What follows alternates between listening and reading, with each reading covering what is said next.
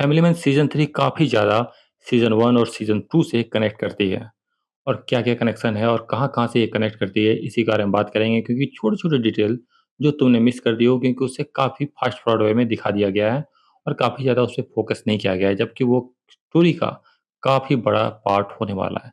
पहले तो जो कैरेक्टर्स जो दिखने वाले हैं, सीज़न 1 में गुलपनाग थी, जो सीज़न 2 में नहीं थी। सीज़न 1 में वो थी, वो जब श्रीकांत तिवारी जब नॉर्थ ईस्ट जाता है, तब वहाँ गुलपनाग से मिलता है और वहाँ उसकी थोड़ी लव स्टोरी भी दिखाई जाती है। गुलपनाग है, उसे दिखाया गया है मतलब कि गुलपनाग मिलेगी श्रीकांत तिवारी की बीवी से, जो कह सकते हैं पहले वो श्रीकांत तिवारी की गर्लफ्रेंड रह चुकी होगी, जैसा उनकी कन्वर्सेशन थे। उसे तो यही पता चलता है कि वो लोग गर्लफ्रेंड बॉयफ्रेंड रह चुके हैं या फिर कोई क्वेश्चन तो था दोनों। तो ये कैरेक्टर जो सीज़न 1 से आया है। दूसरा सीज़न 2 में सबसे ज़्यादा फेमस कौन हुआ था? चिल्लम सर। और चिल्लम सर भी इस सीरीज़ में दिखते हैं। एक पूजा वाला सीन है जहाँ पे चिल्लम सर दिखते हैं, मतलब कि श्रीकांत तिवारी पहली बार फेस टू फेस चिल्लम सर से मिलने वाला है इस सीरीज़ में। और ये वाला मोमेंट काफ़ी इंटरेस्टिंग होगा क्योंकि पिछली बार चिल्लम सर को काफ़ी ज़्यादा एप्रिशिएट किया गया था। अगर तुम्हें याद हो तो सारा मीम ट्रेंड शुरू हुआ था सिर्फ चिल्लम सर को लेकर, तो वो चिल्लम सर वाला जो ट्रेंड है वो फिर से आने वाला है क्योंकि इस बार चिल्लम सर को बहुत हैवीली दिखाया जाएगा। श्रीकांत तिवारी के साथ उसे दिखाया जाने वाला है। एक ऑब्वियस चीज़ जो श्रीकांत तिवारी पर लग गया है कि उस पे एफआईआर हो गया है, इसी वे में वो वांटेड हो गया है। अब वो क्यों वांटेड हुआ है और उसे डेफिनेटली जो इंटेलिजेंस उसे बचाना चाहेगा तो उसे पहले इन्फॉर्म कर दिया जाता है। पर ये वाला जो चीज़ है वो एपिसोड 1 में हो जाएगा, उसके बाद सारा वो निकलेगा बाहर और पता चलेगा कि इन सब के पीछे कौन है और कौन क्या करवा रहा है, और इंटेलिजेंस इसे अपने वे में यूज़ ही करना चाहेगी इस चीज़ को। एक और बात, तुमने साजिद को शायद मिस कर दिया हो। साजिद जो सीज़न 1 और सीज़न 2 में शायद कंटिन्यूअस हुए थे। सीज़न 2 में तो था और सीज़न 2 के एंड में सिर्फ वही बचता है और उसी को दिखाया जाता है कि वो आगे स्टोरी कैरी करेगा। तो साजिद इस स्टोरी में भी दिखता है जब वो निम्रत कौर के कैरेक्टर से मिलता है, तो उस समय साजिद को दिखाया जाता है कि वही उसी से मिल रही होती है, उसी को बता रही होती है कि कोई मुझे नॉर्थ ईस्ट चाहिए जो नॉर्थ ईस्ट के अनरेस्ट का कारण बने और नॉर्थ ईस्ट के बारे में पूरी जानकारी रखे और पूरी तरह से वहाँ उसे कंट्रोल दे सके। वो निम्रत कौर जिसे बोलती है वो साजिद है, जो सीज़न 2 के एंड में हम देखते हैं उसे, और सीज़न 2 में पूरा हैवीली वो इन्वॉल्व था और सीज़न 3 में उसका रोल काफ़ी बड़ा होने वाला है, शायद one of the big villains में से एक होने वाला है और हो सकता है सीज़न 3 में भी वो बच जाए।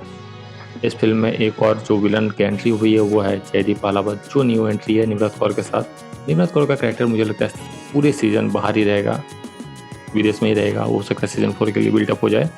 सीज़न 3 में कोर रूप से जो विलन होगा वो होगा जयदीप अहलावत सर का कैरेक्टर, जिससे श्रीकांत तिवारी के direct face to face fight होगी और जो श्रीकांत तिवारी से डायरेक्ट लड़ने वाला है।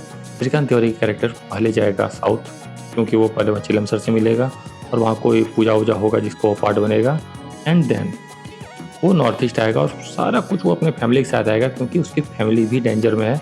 जो श्रीकांत तिवारी को सेम करने की कोशिश कर सकता है, वो श्रीकांत तिवारी को फैमिली को भी मारने की कोशिश कर सकता है। एक सीन में श्रीकांत तिवारी के बच्चे उसकी वाइफ के साथ भागते हुए दिख रहे हैं, वो भी जंगल में। तो कहीं ना कुछ अनरेस्ट हुआ है, कुछ ना कुछ चीज़ें इनके पीछे गई है। और एक फ़नी चीज़ यहाँ दिखाई गई कि यहाँ पे धृति को तो पहले से पता था कि श्रीकांत तिवारी स्पाई है, पर अथर्व को जो बताया गया वो कुछ अलग ही वे में लेता है। मीन उसका तो माइंड अलग तरीका से ही चलता है, तो वो उसे अलग तरीका से ही लेता है और काफ़ी फ़नी मोमेंट था।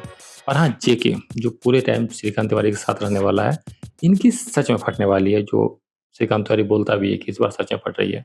और एक इम्पोर्टेंट चीज़ नोटिस किया है, इस बार उन्होंने गाली पे हेवीली फ़ोकस नहीं किया है।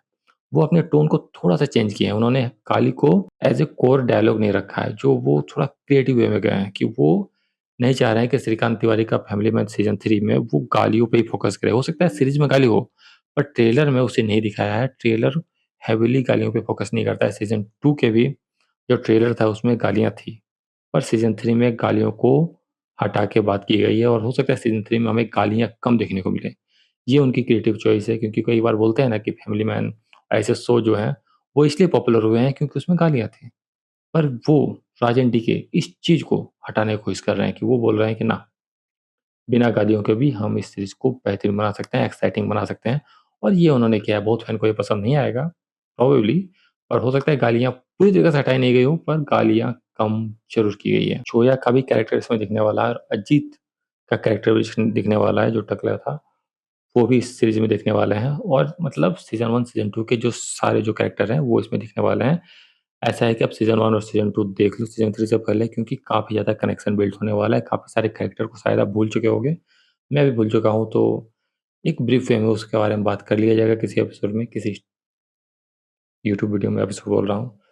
एंड आपने ऐसा क्या नोटिस किया इस सीरीज़ में जो काफ़ी इंटरेस्टिंग था? जयदीप पहलवात का कैरेक्टर डेफ़िनेटली नॉर्थ ईस्ट होने वाला है, वो तो एक चीज़ है, पर ऐसा कौन-सा चीज़ है जो आपने नोटिस किया, जो मैं यहाँ नहीं बता पाया? कमेंट करके ज़रूर बताइएगा।